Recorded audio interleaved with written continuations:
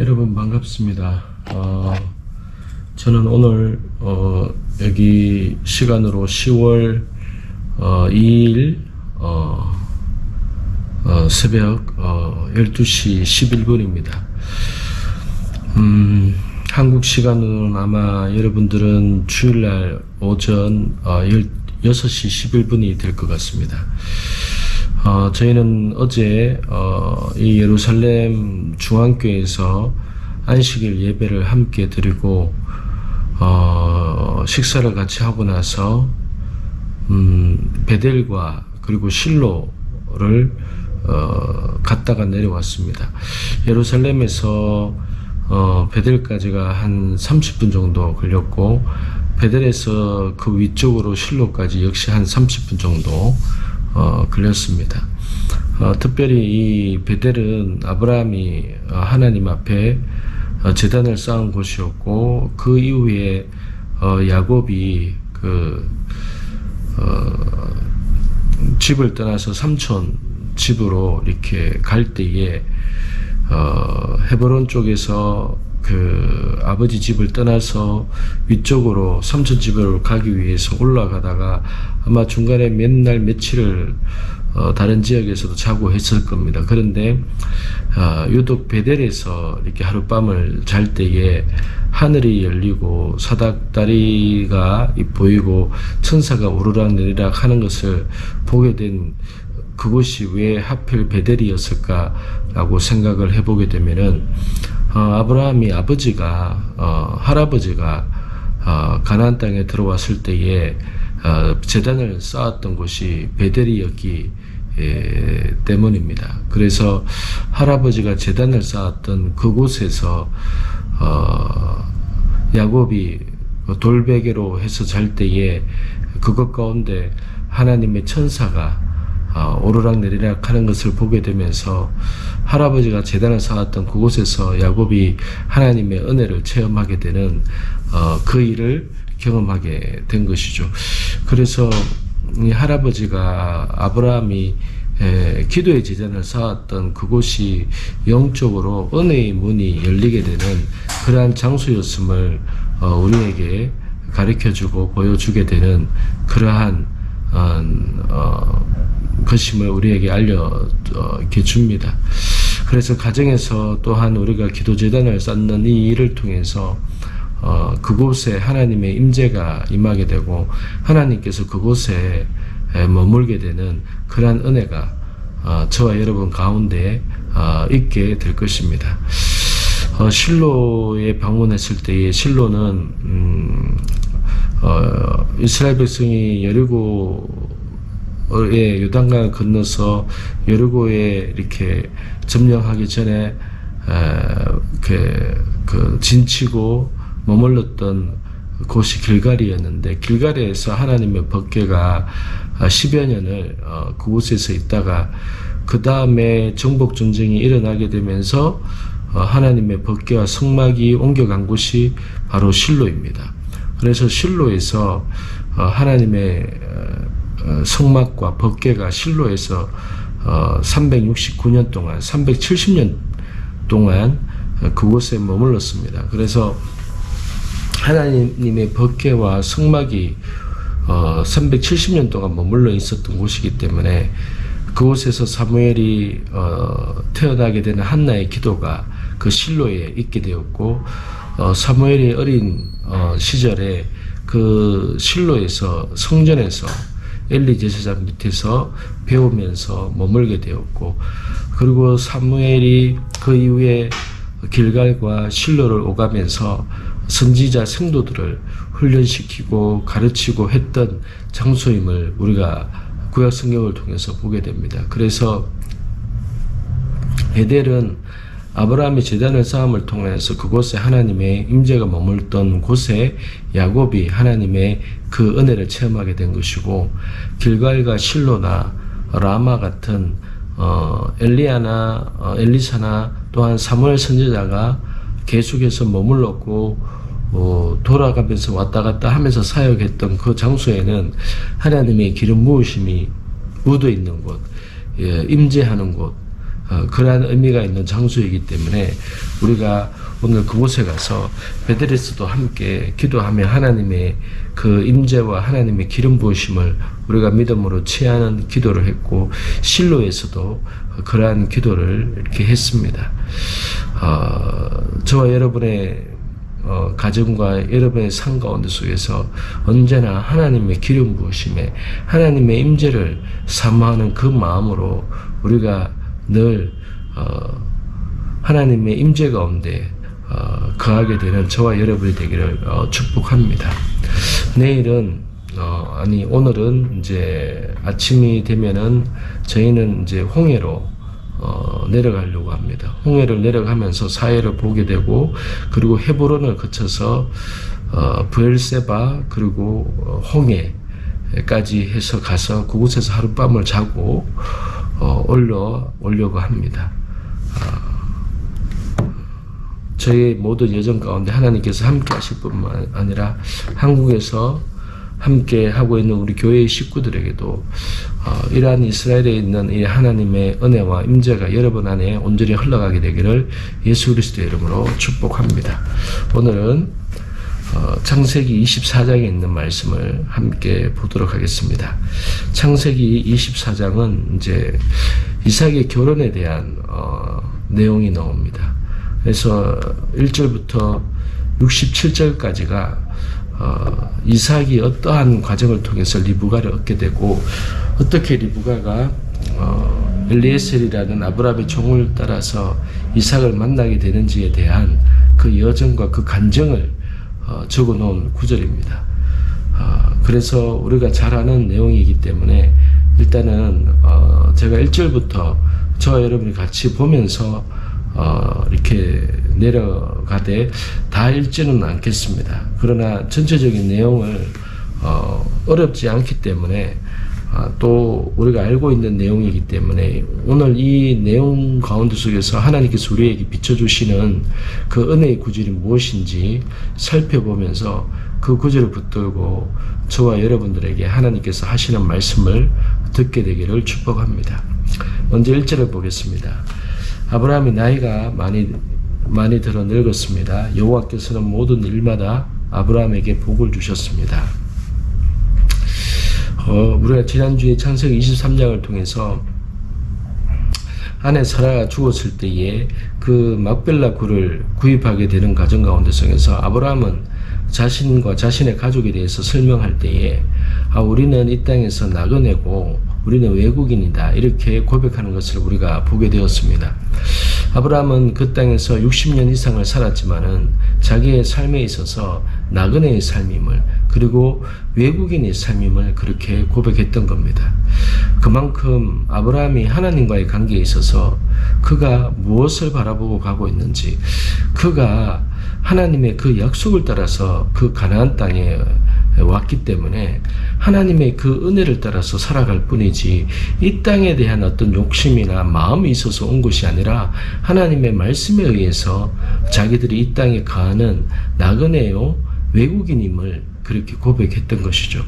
그래서 우리가 지난주에 이 말씀을 보면서 저와 여러분의 삶에 있어서도 우리가 이 땅에 어떠한 자로 살아가는지에 대해서 다시 한번 생각하게 되고 묵상하게 되는 계기를 삼았습니다. 우리 역시도 이 땅에서 외국인이요 나그네로 살아가는 존재임을 우리가 고백했습니다.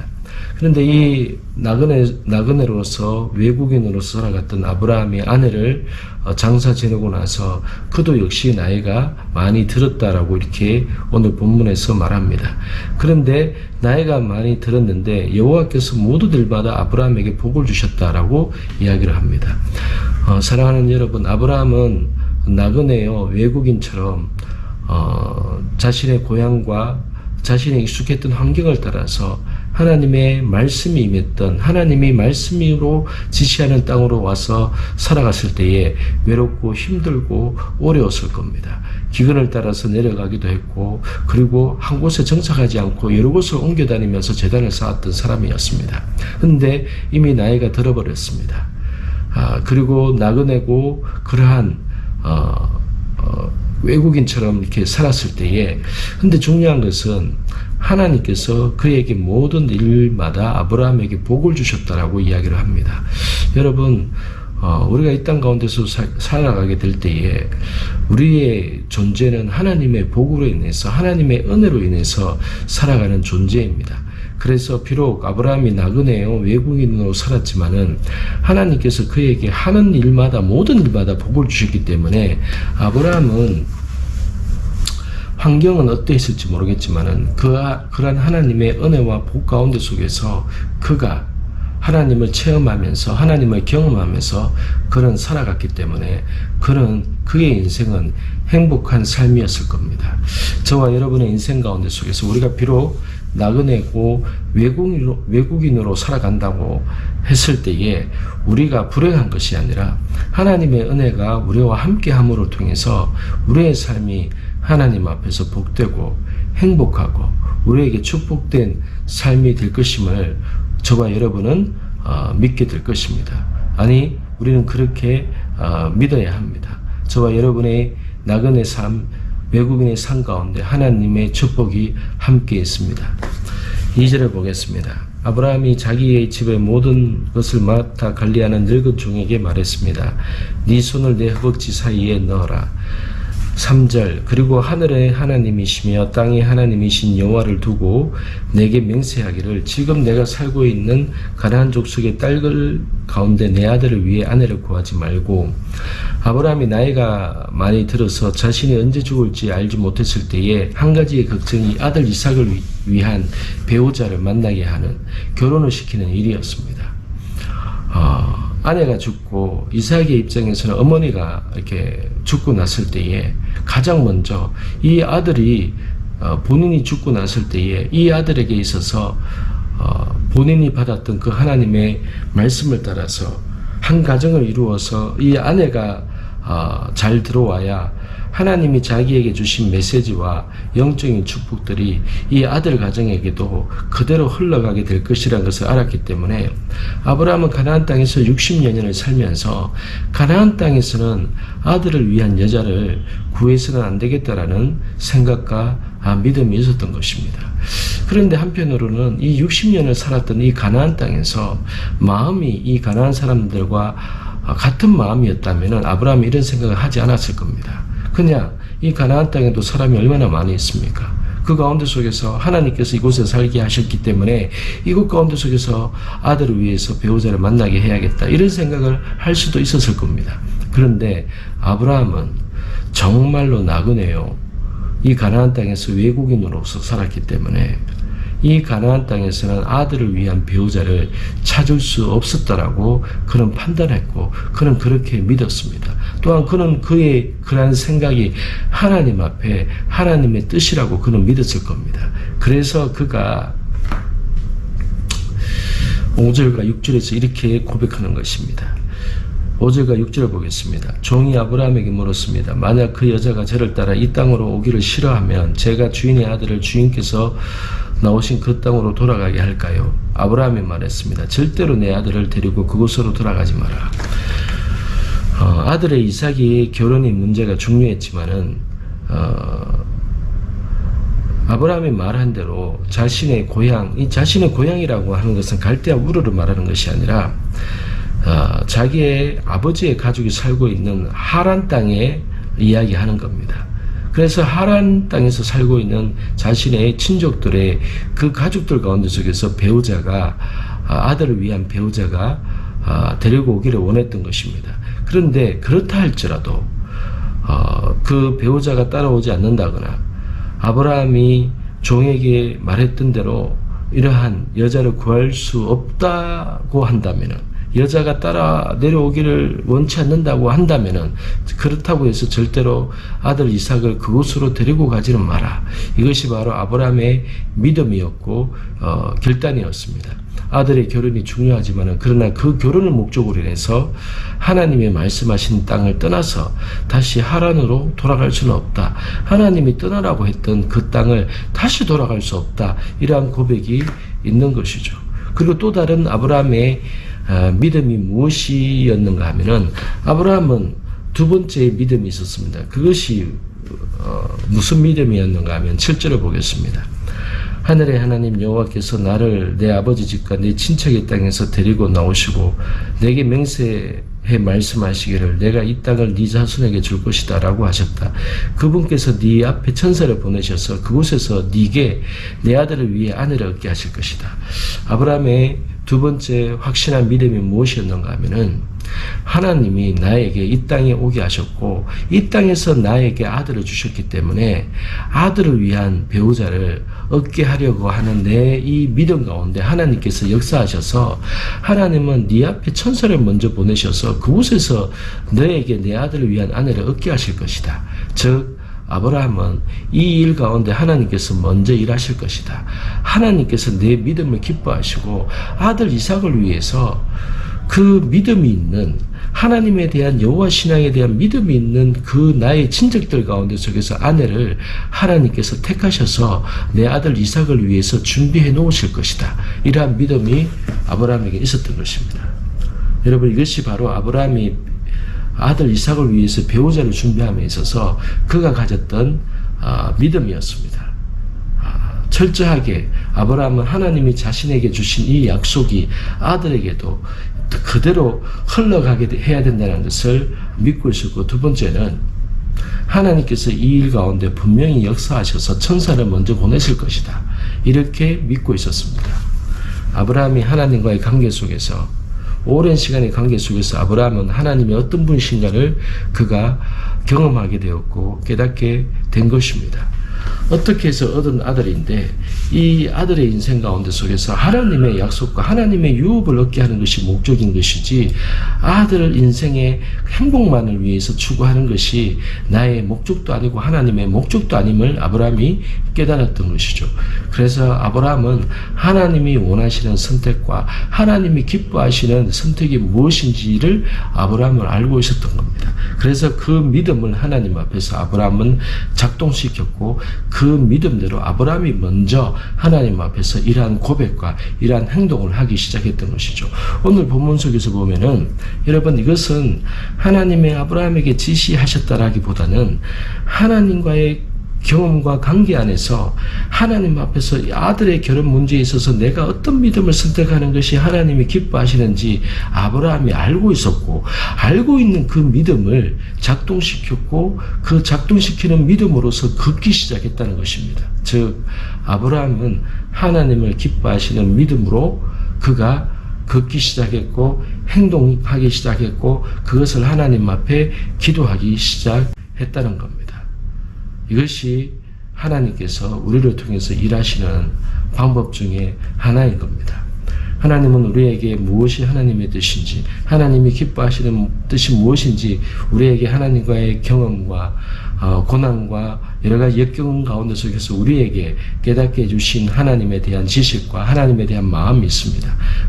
그러므로 우리가 얻게 된 그 믿음과 하나님에 대한 그 지식을 통해서 우리는 다음 단계로 나아갈 때에 우리가 이미 경험한 그 하나님에 대한 지식과 하나님을 경험한 그 믿음을 통하여서 다음 단계를 걸어갈 수 있는 그 믿음으로 우리가 스스로가 선택하고 걷게 되기를 하나님이 원하신다는 사실이죠. 그래서 아브라함은 자신의 믿음으로 엘리에셀을 시키면서 아들의 이삭의 결혼을 위한 믿음의 길을 아브라함이 걷기 시작한 것입니다. 엘리에셀이라는 종을 보냈지만은 이 종은 아브라함의 믿음을 대변하고 믿음을 행하는 심부름꾼에 불과했던 겁니다. 그래서 이삭을 결혼을 시키기 위한 이 모든 과정 가운데 아브라함의 믿음이 작동한 것이죠. 10절을 보겠습니다. 9절부터 보겠습니다. 그 종은 자기 주인 아브라함 허벅지 사이에 손을 놓고 이 일에 대해 그에게 맹세했습니다. 아브라함의 뜻대로 반드시 그렇게 하겠다라고 맹세한 것이죠. 자신의 의지가 아니라 아브라함의 믿음대로 행하겠다라고 맹세한 것이죠. 10절 보겠습니다. 그리고 그 종은 자기 주인의 낙타 가운데 10마리를 끌고 자기 주인의 온갖 좋은 물건을 갖고 길을 떠났습니다. 그는 아람 나하라임 곧 나홀의 성으로 갔습니다. 종은 성박 우물 곁에서 낙타들을 쉬게 했습니다. 때는 저녁 무렵으로 여자들이 물을 기르러 나오는 시간이었습니다. 엘리에셀이 드디어 이제 나홀이 살고 있는 그 하란 성에 도착했을 때에 저녁이 되었고, 이 종은 이제 이곳에서 어떻게 아브라함이 얘기했던 그 예비된 자를 만나야 될지 그는 고민하고 생각했을 겁니다. 근데 이 엘리에셀에게도 하나님의 은혜가 있었던 겁니다. 왜냐하면 하나님께서 이 아브라함의 믿음과 이러한 믿음의 결단과 믿음의 키를 작동시킨 아브라함을 하나님이 기뻐하셨기 때문에 종이 이 우물가에 와서 본인이 어떻게 해야 될지 하나님께서 은혜를 주셔서 종은 특별한 기도를 하기 시작하는 겁니다. 12절을 보겠습니다. 종은 기도했습니다. 내 주인 아브라함의 하나님 여호와여, 오늘 일이 잘되게 해주십시오. 내 주인 아브라함에게 자비를 베풀어 주십시오. 종은 아브라함의 하나님이라고 고백을 합니다. 아브라함의 하나님 여호와여, 아브라함의 하나님 여호와여. 자신에게 이 일을 시켰고 아브라함의 믿음으로 심부름 역할을 하는 자신이기 때문에 기도를 할 때 내 주인 아브라함의 여호와여, 아브라함의 여호와여, 하나님, 이 일은 아브라함의 믿음으로 행하는 것입니다. 이 일은 아브라함의 믿음으로 시작된 것입니다. 아브라함의 믿음이 하나님 앞에서 상달되기를 원합니다. 이러한 기도였던 것이죠. 내 주인 아브라함에게 자비를 베풀어 주십시오. 13절, 보소서 제가 이 우물 곁에 서 있습니다. 이제 이 성 사람들의 딸들이 물을 길르러 나올 것입니다. 제가 어떤 소녀에게 물동이를 내려 내가 물을 마실 수 있게 해달라고 할 때 그녀가 드십시오. 제가 이 낙타들도 물을 마실 수 있게 해드리겠습니다. 라고 하면 바로 그녀가 주께서 주의 종 이삭을 위해 정하신 사람으로 얘기했습니다. 그것으로 주께서 내 주인에게 자비를 베푸신 줄 알겠습니다. 여러분, 종이 희한한 기도를 합니다. 우물가에 도착했을 때에 어떻게 아브라함의 아들 이삭을 위해서 배우자를 어떻게 만나게 될지 아마 고민했을 겁니다. 그렇게 고민할 때에 그에게 하나님께 사인을 구했던 겁니다. 그러면서 방금 읽었던 내용으로 하나님 앞에 사인을 구하고 있었습니다. 15절을 보겠습니다. 그가 기도를 채 마치기도 전에 아브라함의 동생인 나홀의 아내 밀가의 아들 부두엘이 낳은 리브가가 어깨에 물동이를 쥐고 나왔습니다. 여러분, 이것이 바로 하나님께서 일하시는 내용이 나옵니다. 이 엘리에셀이 이러한 기도를 마치기도 전에 리브가가, 이삭의 아내가 될 리브가가 물을 길르러 집으로 나오기 시작했습니다. 여기서 잘 보면은 기도를 엘리에셀의 종이 하고 있습니다. 엘리에셀의 종이 하고 있어서 아직 이 기도가 마치지도 않았는데 리브가는 물동이를 들고 나오기 시작한다는 겁니다. 무엇을 우리에게 말하기 위해서 이 내용이 이렇게 기록되어 있을까요? 아직 기도가 마치기도 전에 리브가가 어깨에 물동이를 쥐고 나왔습니다. 무엇을 말하고 있는 것일까요? 엘리에셀의 종이 이 기도를 시작했을 때부터 하나님은 이 리브가가 물동이를 쥐고 물을 기르러 나가고 싶은 마음을 리브가에게 이렇게 부어줬던 것이죠. 그러면은 이 일을 행하시는 분이 누구십니까? 엘리에셀이 종의 기도를 응답하신 것이겠습니까? 하나님이 이렇게 행하고 계시는 것이겠습니까? 우리가 언뜻 보면은 엘리에셀의 기도가 이렇게 응답되었구나라고 우리는 흔히 그렇게 보게 됩니다. 근데 저는 그렇게 보지 않습니다. 엘리에셀이 이러한 기도를 할 수 있도록 하나님께서 그에게 특별한 마음을 부어주셨던 것이고, 그 기도가 채 마치기도 전에 이 기도가 응답될 것임을 우리에게 보여주기 위해서 리브가가 물동이를 쥐고 먼저 나가게 되는 것을 우리에게 보여주고 있는 것입니다.